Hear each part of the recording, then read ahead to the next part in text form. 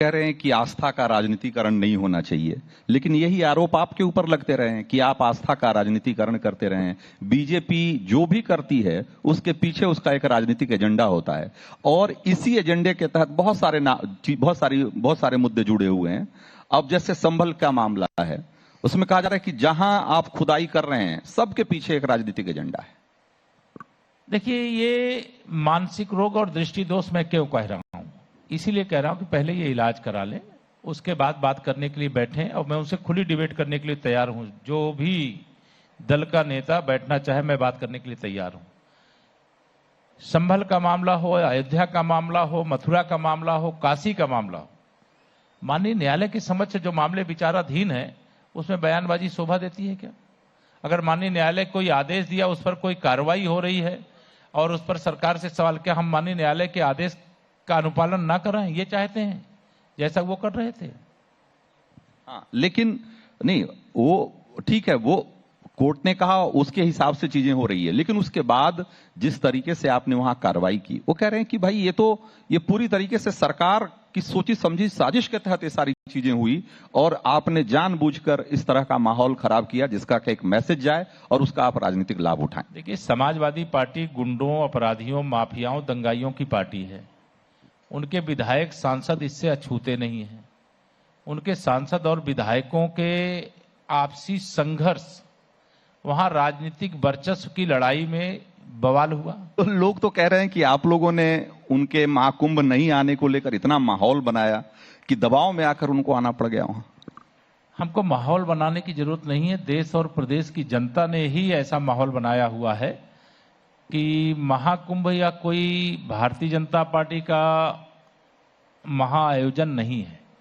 ये आस्था का महापर्व है और सदियों से, युगों से होता रहा है और इसमें अनगिनत संख्या में, मतलब पूज्य साधु संत तो आते ही हैं, लेकिन श्रद्धालु भी बहुत बड़ी संख्या में आते हैं। 2025 का महाकुंभ अपने आप में एक अलौकिक आनंद प्रदान करने वाला है। संयोग ऐसा बताया जाता है कि 144 वर्षों के बाद ऐसा संयोग आया है और इस बार के महाकुंभ में मैं देख रहा हूं कि जहां पूज्य संत, बड़े बुजुर्ग तो आते ही हैं, युवा पीढ़ी उमड़ पड़ी है महाकुंभ में डुबकी लगाने के लिए। और वह केवल उत्तर प्रदेश से नहीं, देश से नहीं, दुनिया के दूसरे देशों से भी बड़ी संख्या में लोग आ रहे हैं। हम सबका स्वागत करते हैं और सभी से ही अपील करेंगे, हम टाइम्स नाउ और नवभारत के मंच से, कि इस पर ओछी टिप्पणी ना करें, इस पर आस्था को चोट पहुंचाने का प्रयास ना करें। महाकुंभ सबका आयोजन है, सब लोग मिलकर के उसकी सफलता की कामना करें, प्रार्थना करें और सरकार की ओर से, डबल इंजन सरकार की ओर से, माननीय प्रधानमंत्री श्री नरेंद्र मोदी जी के मार्गदर्शन में, आदरणीय मुख्यमंत्री योगी आदित्यनाथ जी की अगुवाई में हम लोगों ने जितनी अच्छी से अच्छी व्यवस्था हो सकती थी वो करने का प्रयास किया है।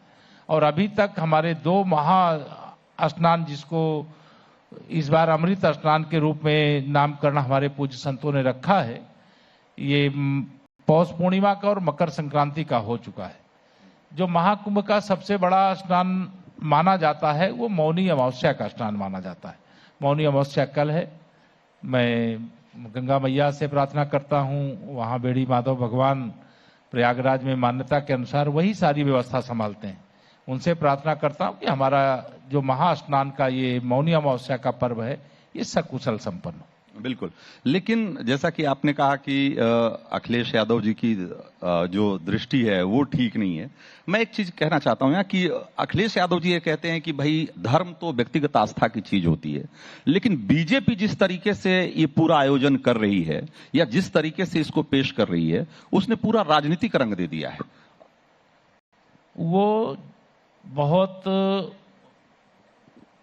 जलन महसूस कर रहे हैं कि जब वह मुख्यमंत्री थे 2013 में, जब महाकुंभ हुआ था, वह कोई व्यवस्था नहीं कर पाए। सारा महाकुंभ का आयोजन मोहम्मद आजम खां, उनके चच्चा जो थे, उनको सौंप करके और लखनऊ में सो रहे थे। मेहनत करना वो जानते नहीं। हमारी सरकार के मुखिया भी और हमारी सरकार के जो मंत्रिपरिषद के साथी लगातार महाकुंभ के आयोजन की सफलता के लिए प्रयास कर रहे हैं।